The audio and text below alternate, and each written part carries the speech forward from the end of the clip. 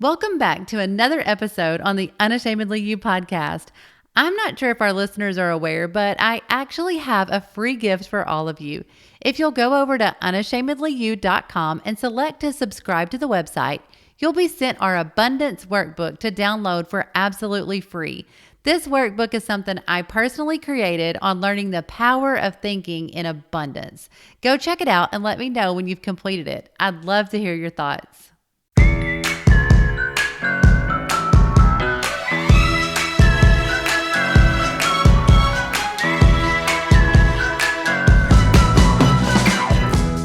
Hello and welcome to the Unashamedly You podcast, a space to enlighten, encourage, and empower you to go out and unashamedly be who God is calling you to be. I am your host, Jamie Herndon. I pray you hear less of me and more of Him as you listen to today's episode. Let's grow together.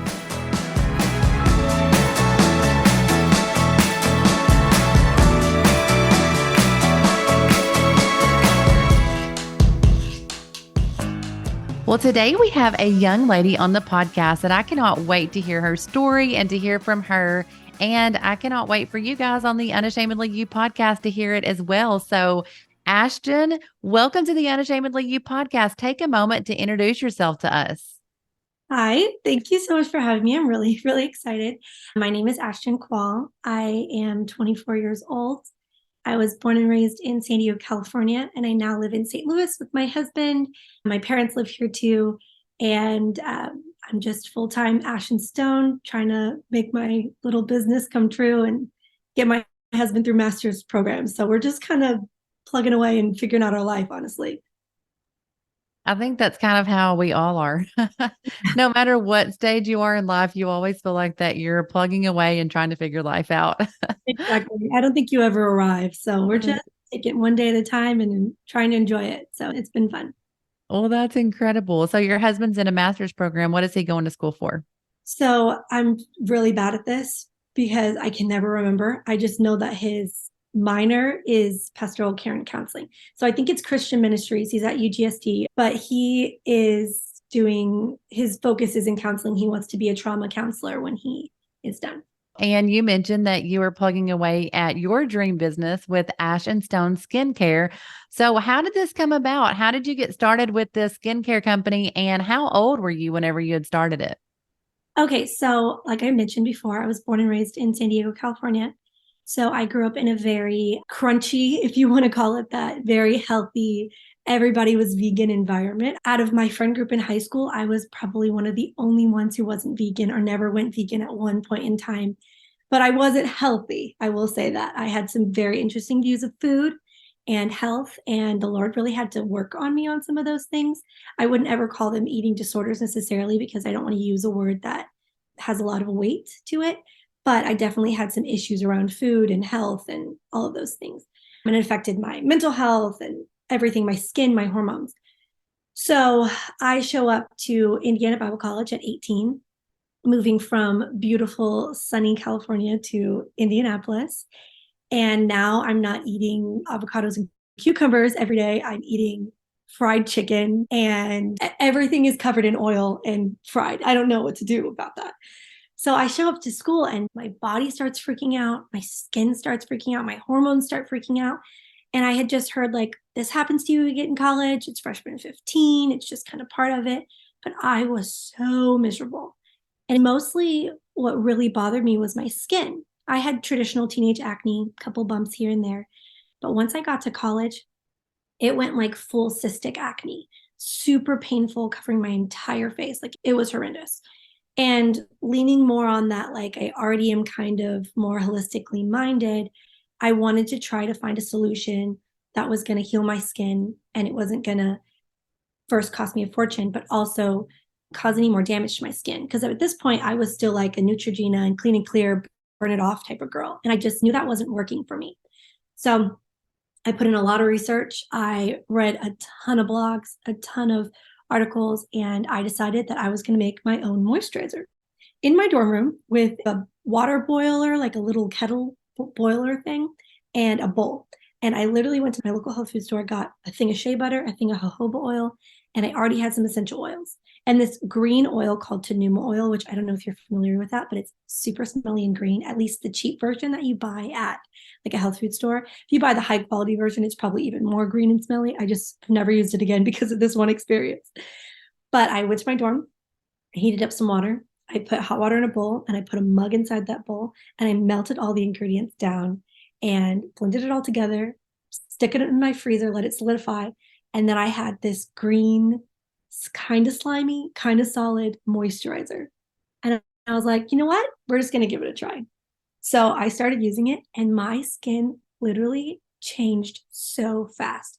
Like it was within 2 weeks, people were like, oh my gosh, what's happening to your skin? And I was like, I don't know. I have no clue. We're going to find out. I was 18 when I did that. Over time, the next 2 years, I developed 3 products. The green goopy moisturizer turned into what is now known as our OG balm. And when we launched in 2019, it was the moisturizer. And it's an amazing product. Like that's still my top seller today. It's no longer green and it's no longer slimy. But between my freshman and sophomore year, I was making products for probably up to 10 to 15 people every month. And it was costing me so much money. Like I was buying things in bulk. And my mom was like, you should just sell this. And I was like, I don't know if I'm qualified to sell this. Like, I don't know if I'm there yet. And she was like, you know what? You should at least try, see what happens. So I launched in 2019, September 10th. So we're coming up on our 4-year anniversary in just a few days, which is really exciting and terrifying because I haven't planned anything yet. So TBD on that. But I launched with 3 products. I launched with the moisturizer, which is now the OG balm, the lavender and frankincense toner, which is now the OG toner, and the OG facial oil, which is still the OG facial oil. And I just put it on Etsy and I was like, let's see how this goes. And since then, I have never been in the negative. I've never been in the red. I put $200 of my own money into the company. My parents gave me $100 and I just tried it out. And it's literally just grown since.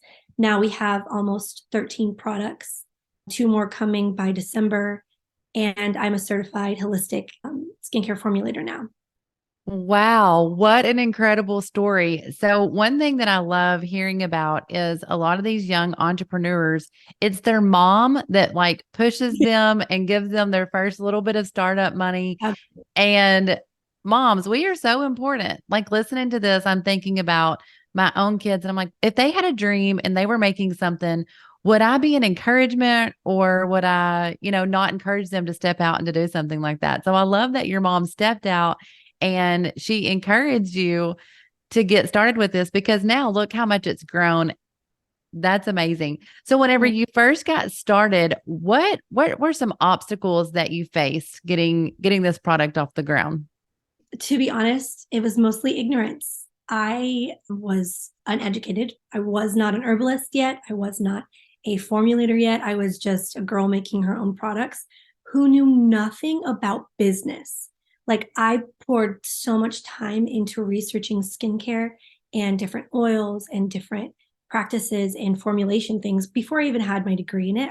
It felt like I had learned a lot and I felt like I had the knowledge to back up what I was doing, except for when it came to like the financial side and the business side. And I felt so overwhelmed.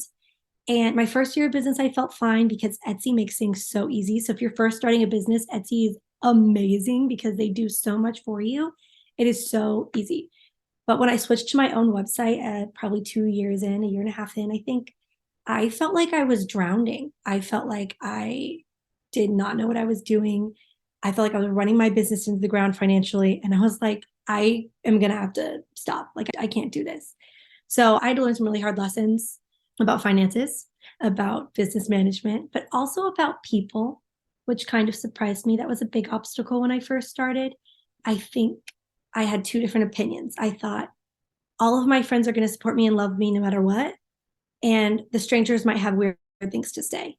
But while I have very supportive friends who did support me, I also had people who are some of my closest friends today who have still never bought from me and never tried my stuff. And that's okay.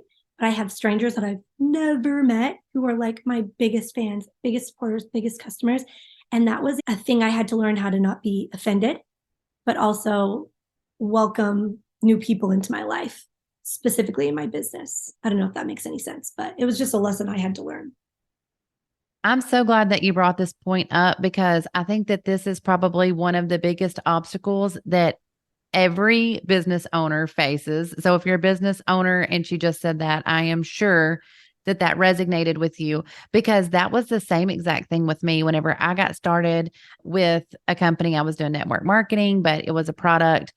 And I didn't really necessarily expect people to buy from me, but I did expect like support and like way to go. And the people that I thought would have been the most supportive were the most opinionated in the opposite direction.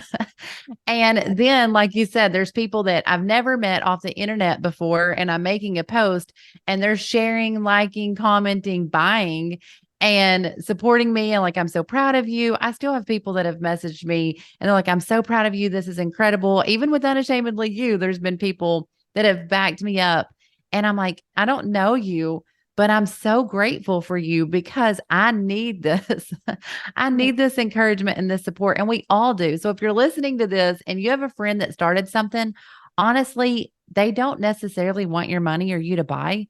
But if you would tell them, I am so proud of you for going after your dreams, you have no idea. That is worth way more than buying out every product that they own. Yeah, So absolutely. It goes a long way. It helps you just not feel like you're crazy sometimes and that somebody actually supports you and loves you and like it's going to be fine. So that's all you need. so true. So, following into that, what are some of the fears that you faced? You were being young, you started this on your own. And like you said, you had started it for yourself, you saw results, and then just went into making it. But surely there were some of those fears that you had faced, even maybe once you got started and showing up online. I think my fears have changed over time. I think when I first started, it was definitely uncertainty and insecurity.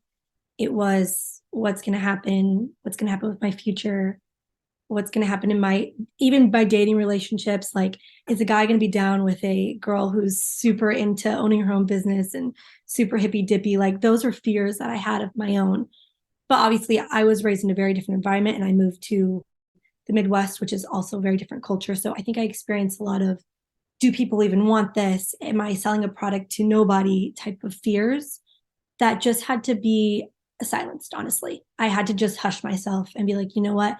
I feel like this is what the Lord's given me. I feel like He's given me this talent, this need for my own skin, this need for other girls' skin, which is kind of developed more into like holistic health, which we could talk about later if we wanted.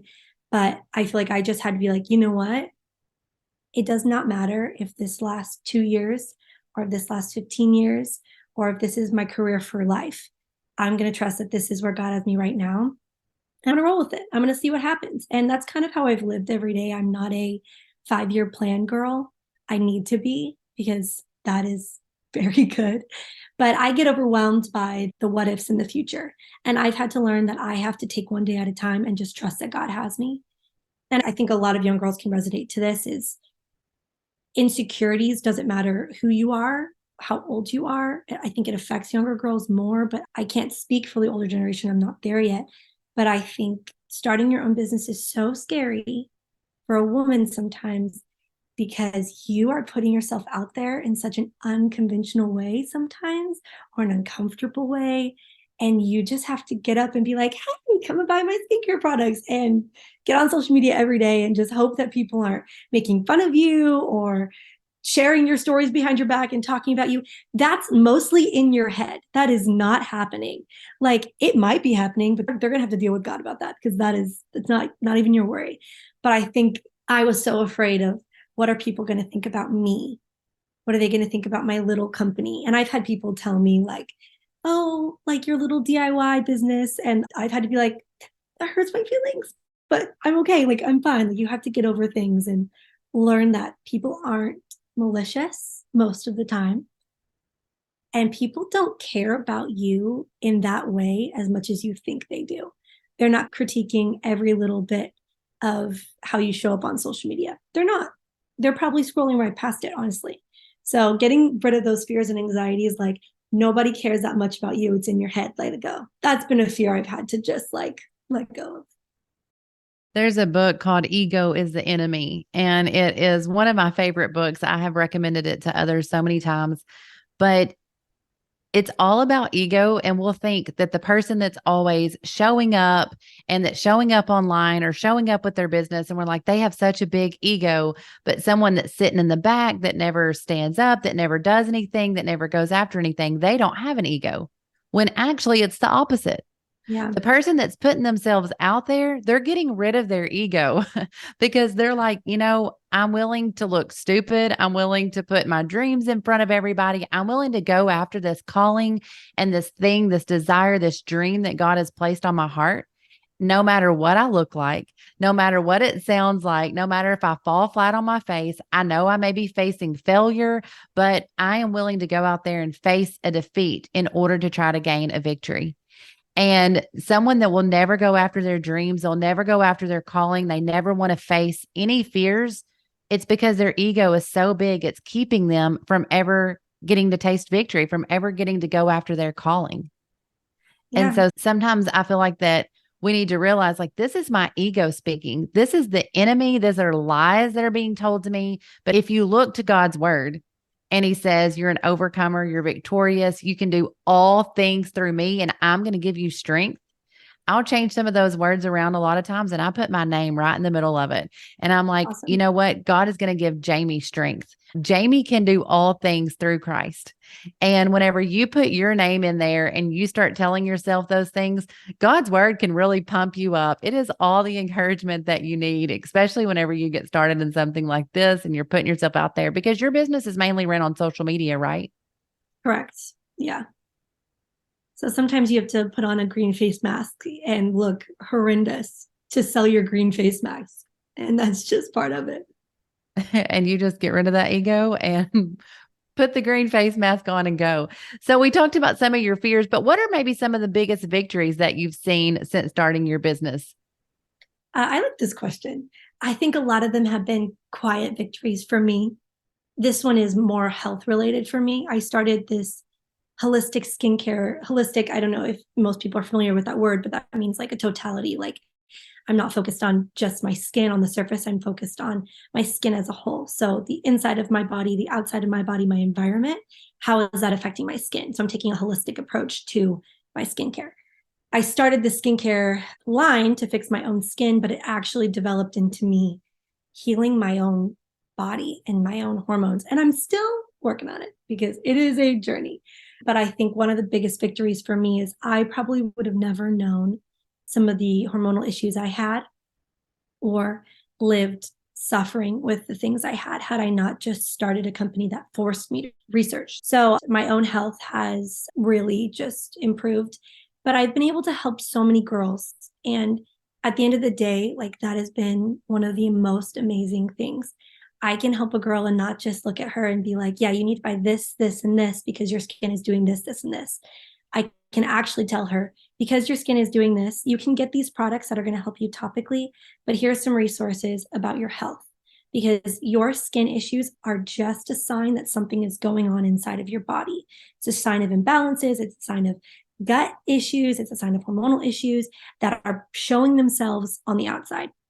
So I actually had a conversation. A girl came to my apartment yesterday to pick up products, and she'd been using my products for several years. And she's like, Ashton, I'm frustrated because I try and nothing is working. And we had a 10-minute conversation.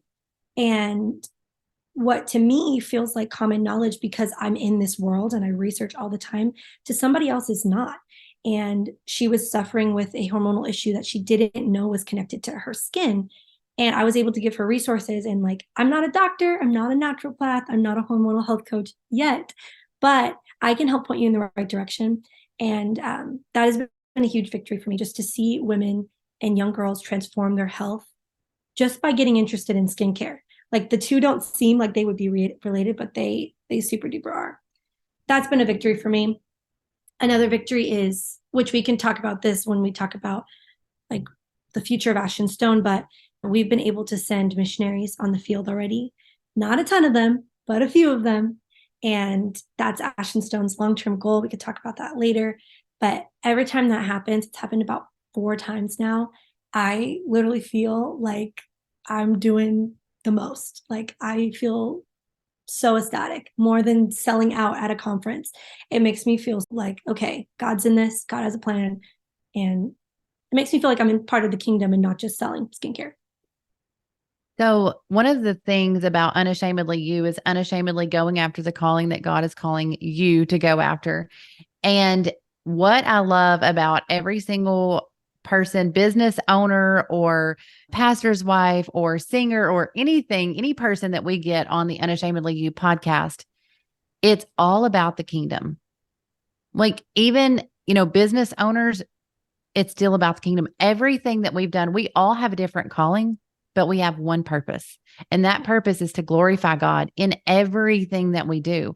And in doing that, we are unashamedly saying, Lord, I'm doing everything that you're asking me to do. And I have no ego. It's out the window. Like, I'm putting everything aside, all my thoughts aside, all my fears aside, because I have an ultimate goal. And that ultimate goal and purpose is to bring you glory and to do something for the kingdom and to further the kingdom of God. So I love you saying that that is one of your biggest victories that you've had with this business.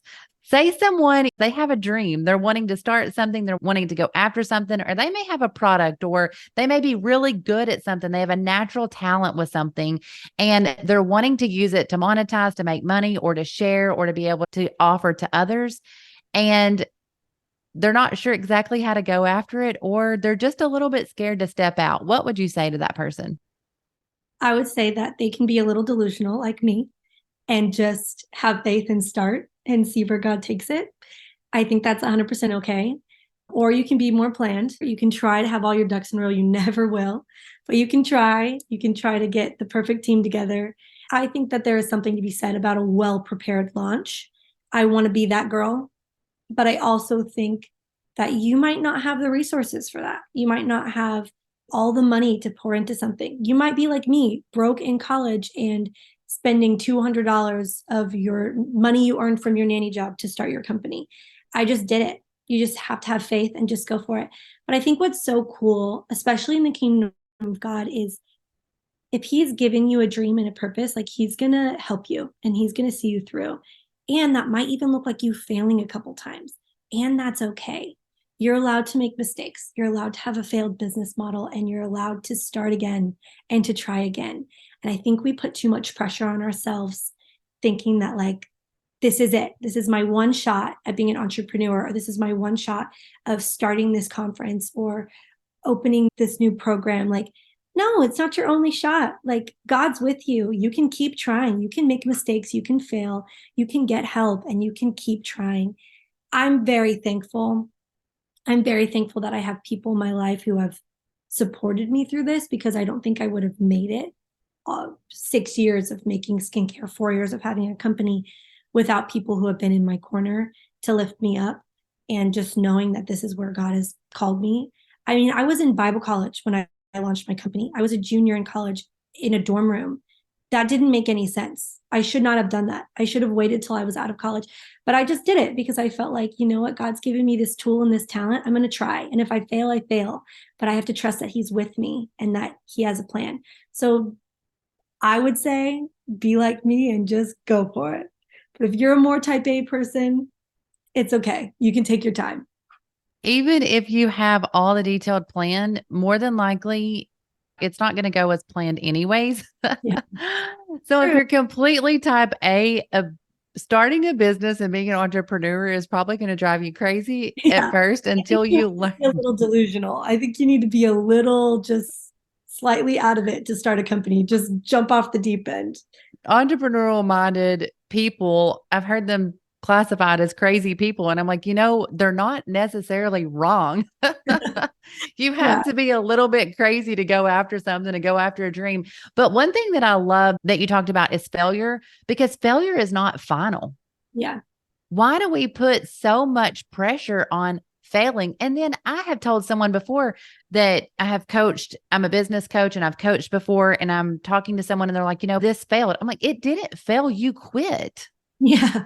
Like, why don't we take that off the table? It's like, it didn't Yeah. fail. You gave up on it. You decided to quit that opportunity. And so let's not classify that as a failure. Let's classify that as, you know what, like maybe times got too hard. It was too hard on you. Financially, it wasn't working out. There's a lot of reasons why people quit or give up on something. And that's okay. You're allowed to do that. But let's not say that it was just a complete failure. It totally failed. You made the decision to stop. 100%. And so let's talk about that for a minute. Maybe has there been a time and a point and a place in your business where you're like, you know what? I just need to quit. I just need to stop doing this. But what gave you the strength to push through, persevere, and keep going? My first tax season definitely made me want to quit, especially because my dad pretty much was like, you want a company now, so you're going to do your own taxes and your self-employed taxes. Have fun. Again, I'm a junior in college, a music major, not a business major, a music major. And I was like, okay, thank you, I'll try. And that made me want to quit. But thank God for QuickBooks and TurboTax. I made it through with some help of some friends. And now I have a full-time bookkeeper and a CPA because I had to learn to fill in my weaknesses because that is a weakness of mine. And for 2 years, every time tax season came around, I was in shambles. I was like, it's going to be the end of me. I'm going to owe the government so much money and I'm going to fail. And that just wasn't true. That was not true. I had to let go of that. But I always thought I was going to just lose my mind. And you know what? When I graduated Bible college in May of 2021, my parents pastored in California my entire life. And they resigned their church and they moved to St. Louis, Missouri. And from May to August, I was legitimately homeless. I'm not joking. I was living at friends' houses, Airbnbs, hotels. My brother, who just got married that May, I was in his house, my friend's house, like just anywhere I can be with all of my things in my car. And I had an entire company at my friend's house.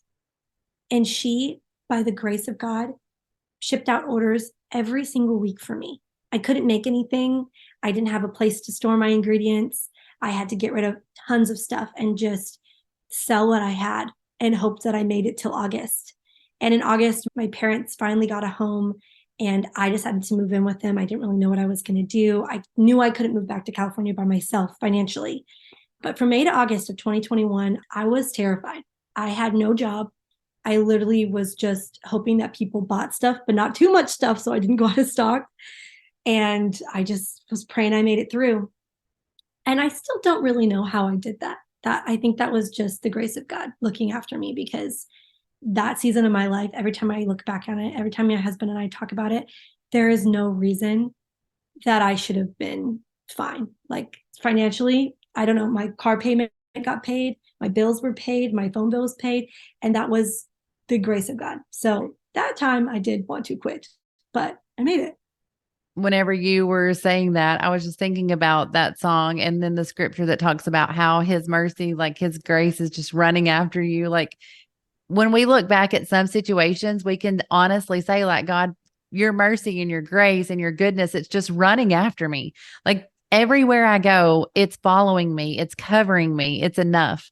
And so, even in those storms of life, in those times whenever it would have probably been way easier just to quit and to give up and to say, you know what, I can't do this company right now, I'll get back to it. But you didn't. You kept going, and his grace and his mercy, it's enough. And it covered you until you got through that time. So, where do you see the future of Ashton Stone? Right now, you are an online company. You said you have about 13 products, but what do you see coming? What can we expect coming in the future? Okay, so as I kind of mentioned before, I'm not a 5 year plan girl, but I do have dreams that God has given me, and I do have goals for the company. I don't put myself on a timeline because I think that would cause me more stress than anything. So I just work towards the end goal and trust that God will get me there if I put in the hard work. So obviously, I would love the company to grow financially. That's a goal of mine. I want to be able to be a stay at home mom. I want to be able to fully support my family and send my husband to his master's program without having to work. He is working so hard right now, pretty much paying a majority of our bills and paying rent and paying his school bill. And I am blessed enough to be full-time Ashton Stone, but I would love it to be in a place where he doesn't have that stress that he has right now. That's a more vain, more like my needs goal, but a long-term goal that's not just about me and, making sure that I can feed my family is, we talked about this earlier, sending missionaries onto the field. That has a couple different parts to it. So we've already done this a little bit. We've already sent 4 female missionaries to the field. We haven't sent them totally. We haven't paid their entire way, but we've been able to give $500 to $1,000 towards their goal, which seems small, but for a small business, that's a lot of money to give away. And every time I've done that, I've seen God just bless us over and over again. And I don't do it because he's going to bless me. I do it because that person that's going on mission field, it may be for 3 months or it may be for 6 months, but I know that they're doing a work that I cannot do right now. I can't go and do that right now, but I can help somebody else. So eventually the goal is to be able to send kids to Bible college, pay their way completely, pay missionaries' way completely. Say they need $8,000, I can write them an $8,000 check. That is my goal. I want them to not have to worry, to be able to send them things that they need and just be able to go and be an aimer, be a full-time missionary, be a next stepper, whatever they need to do. I want them to be able to do that with no worries. Also, my husband has this dream. My husband, it's not my story to tell, but he comes from a very traumatic background. And he feels like the Lord has called him to help those, specifically kids and teenagers who have been put in unfortunate situations. So homes filled with drugs and abuse or neglect. He has a dream and a goal to start a foundation of sorts that helps to give kids a safe place, gives kids jobs, help kids get on their feet, things like that. And we see Ashton Stone and his foundation working together, whether that's kids working for Ashton Stone, I don't really know how that would look, or Ashton Stone funding this foundation. Eventually those two worlds are going to meet. And that's like our big 10-year goal. Like, we really want that to happen. And we feel like God's laid that on our heart. And we do not know what that looks like at all. But he's pursuing his counseling degree. I'm pursuing this. And we feel like one day God is going to really help us merge those two worlds together and help kids in the community who don't have other resources and who may never feel comfortable walking into church doors, but would feel comfortable getting a warm meal and having a safe place where we can show the love of God through that. Before they ever even walk into our church doors, we can help them to feel loved and accepted and help them just get basic needs. So many kids, so many teenagers do not even have basic necessities to live their lives. And it is heartbreaking and it is shocking, and somebody's got to take care of them. So that's a burden on our heart. We don't know when that's going to be, but that's the long-term goal with Ashton Stone. I can feel your passion whenever talking about those things. And I love that because I know that when God places a dream on our hearts and we are acting on it, it's these every little thing that we do daily, these little things, and they all add up to these big things. And sometimes it's like, our bishop often says it's making a deposit. Whenever you go pray, you fast, you believe, you step out in faith, you do your business, you work, and you're doing these little bitty things every single day. You're just constantly making those deposits. And eventually you're going to be able to cash them in. That dream is going to come forward. That dream's going to come forth, and God is going to be able to use you in a mighty way through this company. I believe it. Whenever you go to cash in those deposits that you're making every day, not giving up, having the faith, believing that God is going to see those miracles come to pass, and believing that God is going to see those dreams come to pass, there's no doubt that it's going to happen. And we cannot wait at the Unashamedly You community to see those things happen and to be cheering you on every single step of the way. But where can we find these products? Someone may want to use these or to shop around right now. Where can they find them? Okay, you can shop us on Instagram at Ashton Stone Skincare, or you can go to our website, ashtonstoneskincare.com, ASHANDSTONSKINCARE.com. I was homeschooled, so that was slightly a challenge for me. But ashtonstoneskincare.com, you can find everything you have on there. Or if you come to different events, we do pop-ups here and there, mostly in the Midwest right now. But eventually, maybe everywhere. Who knows? But yeah. Incredible. We cannot wait to try these things. So This has been so good, Ashton. Thank you so much for hopping on the Unashamedly You podcast. We have loved hearing your story, going through your journey with you, and feeling your passion about the future and where you are headed. What is one last thing that you would leave to the women here in the Unashamedly You community? Thank you so much for having me on. I love to talk about skincare, and I just like to talk about God's plans for women. I think that so many girls have so many unique giftings and so many unique talents. And I love that it's called the Unashamedly You podcast. You don't have to know everything. You don't have to have all your ducks in a row. If you know me well, you know that I am a hot mess most of the time. And I live every day by the grace of God, just helping me through, because sometimes you just can't handle it all. There's so much going on. And again, you don't have to know everything. You can ask for help. You can feel like God has given you a dream and a burden or a call, and you don't even know what that looks like or how that's going to come to fruition, but you can just trust that God has you. And like you were talking about earlier, deposits, if you are prayerful and you're intentional and you're just willing to work hard, God can do so much through you. But what is so cool about the Lord is He's divinely and creatively made you. You're not like anyone else. My dad talks about this. Nobody is born average, that you are a specifically created person for a specifically created purpose. And I think as women, we tend to be like, oh, I don't have anything to offer.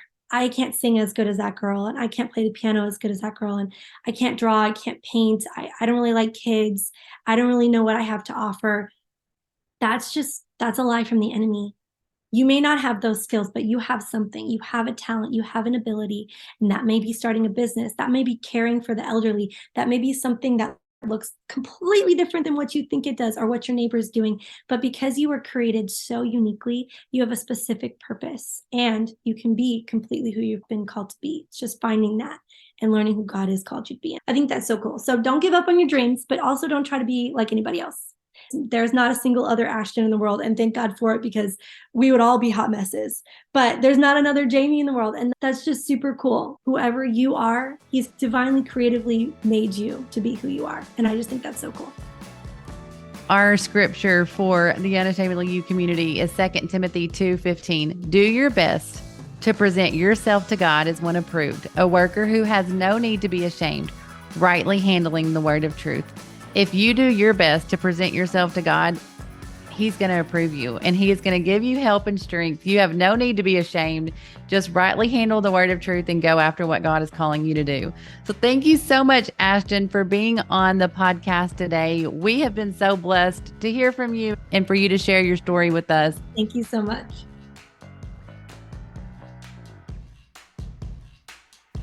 Thanks for listening to another episode on the Unashamedly You podcast. As always, we ask if this podcast blessed you in any way to go share it on your social media and tag us. Leave us a review on Spotify or Apple and subscribe so that you get the notification every Friday when a new episode releases. Thank you for your constant love and support in this space. Now go be unashamedly you.